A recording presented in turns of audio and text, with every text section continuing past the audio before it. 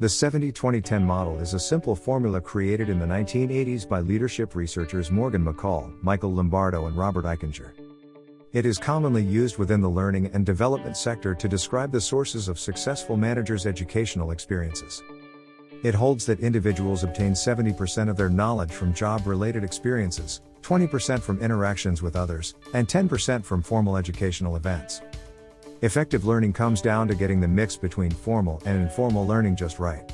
The exact figures of the 70-20-10 model for learning isn't set in stone. However, the research revealed that informal learning, that is, 70% experiential learning and 20% social learning, is responsible for 90% of what we know. Formal learning gives us the facts, figures and solid foundations on which to build the remaining 90% of our development.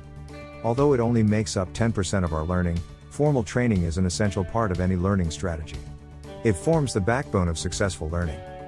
Take learning to drive a car, for example. To succeed, you first need to understand the rules of the road and theory that supports your growing practical skills. Formal learning is the theory and facts that informal learning builds on. Formal training can also act as an amplifier, boosting what we've learned through experience and social interaction. So it is worth seeing formal training as the supportive framework that creates successful learning outcomes. The second part of the 70-20-10 model shows that social interaction is responsible for 20% of our learning. Learning doesn't happen in isolation. Research discovered we learn through our relationships by sharing knowledge, observing others, and nurturing mentorships. Social learning is informal because it is usually self-directed, spontaneous, and less structured than formal learning. However, a massive 70% of what we know is learned through hands-on experience, daily tasks and challenges. Just like children learn through play, most adults still learn best by doing. Think about the last time you really saw your skill level shoot up. Whatever you were trying to master, your success was probably down to regular practice and pushing yourself a little harder. You learned through experience. Practically speaking, how can 70-20-10 be put into action through common development activities? Say you're looking to expand an employee's scope of work. There are several ways to achieve this, including giving them new responsibilities, increasing their degree of control, and allowing them more authority to make decisions. That's the 70%. You can then reinforce what they learn through structured coaching.